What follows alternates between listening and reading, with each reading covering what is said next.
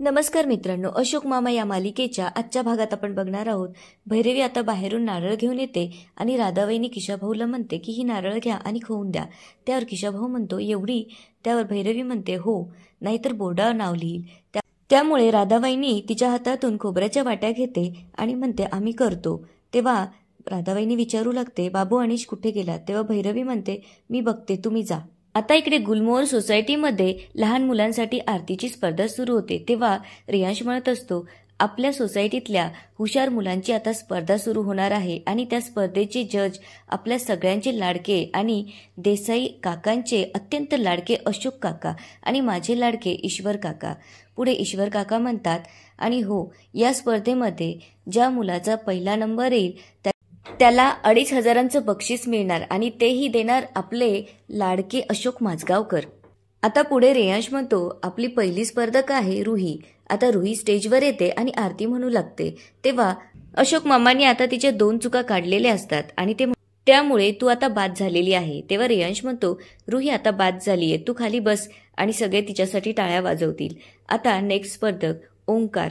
आता त्याच्यानंतर येतो ईशान, त्यानंतर इरा आणि सोसायटीतले सगळे मुलं एक एक करून स्टेजवर येऊन आरती म्हणतात. पण एकानेही नीट आरती म्हटलेली नसती, त्यामुळे सगळेजण बाद होतात. त्यामुळे आता अशोक मामा डोक्याला हात लावतात आणि ईश्वर काकांना म्हणू लागतात आईबाप घरी आपल्या मुलांना नीट आरती शिकवतात की नाही काय माहिती.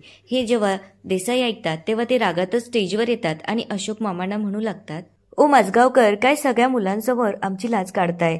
उद्या आपण व्हरायटी एंटरटेनमेंट घेणारच आहोत, तेव्हा घेतली असती की आरती स्पर्धा.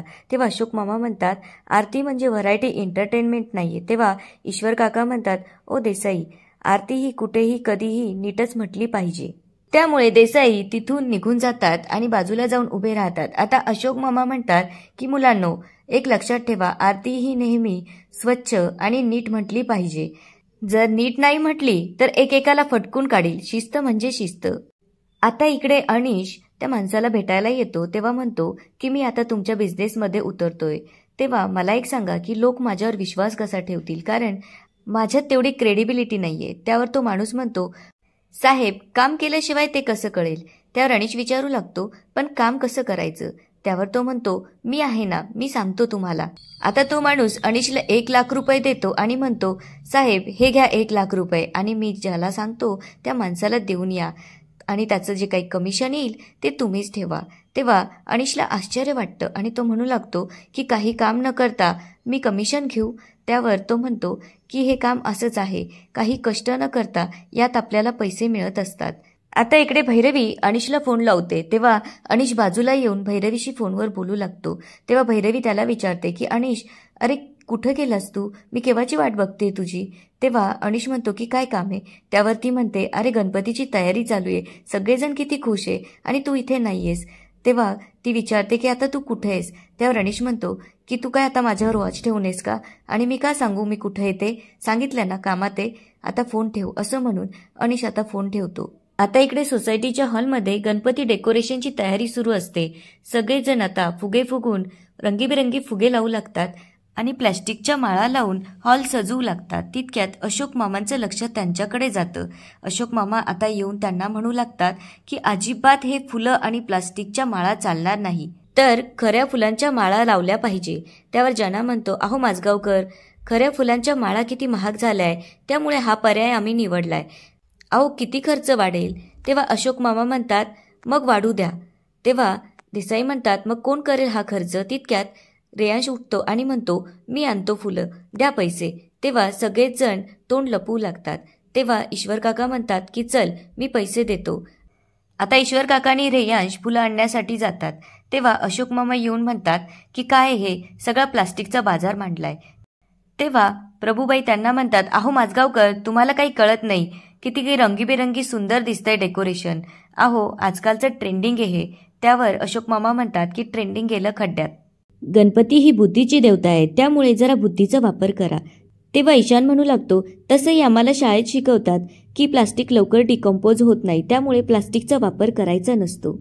तेव्हा संयमी म्हणू लागते आणि सध्या गटारही चोकअप होतात, त्यामुळे फ्लड्स येतात.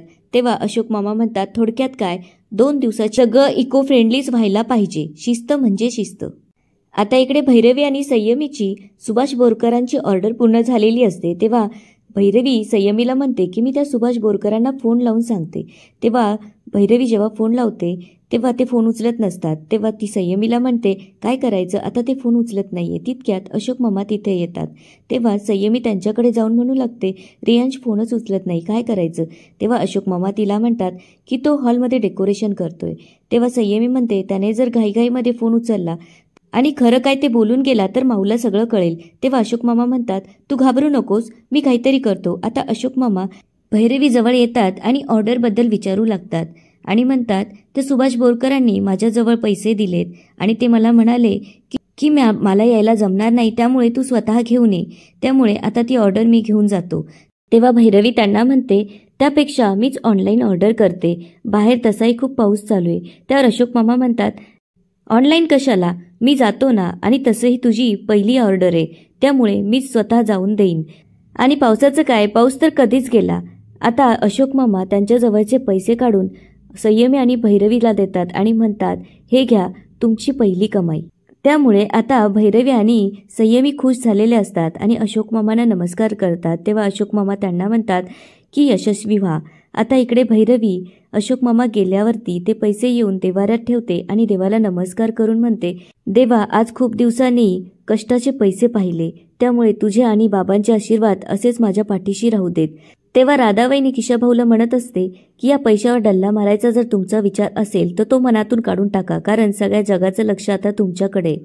त्यावर किशाभाऊ म्हणतो मला त्याची काही गरज नाही, आता जे काही करेल तो माझा शिष्य करेल. त्यावर राधाबाईंनी विचारू लागते शिष्य कोण. त्यावर तो म्हणतो की तुझा लाडका बाबू अनिश. आता इकडे अशोक मामा आणि संयमी बाहेर येतात. तेव्हा ईश्वर काका आणि रेयांश त्यांची वाट बघत असतात. आता सगळेच जण खुश झालेले असतात कारण त्यांची पहिली ऑर्डर पूर्ण झालेली असते. तेव्हा संयमी विचारू लागते आता याचं काय करायचं. तेव्हा अशोक मामा तिला म्हणतात की जाऊन शेजारच्या बिल्डिंगमध्ये हा केक वाटून टाक आणि त्यांना सांग की चातुर्मास चालू असल्यामुळे हा प्युअर शाकाहारी आहे, त्यामुळे आपली पब्लिसिटी होईल.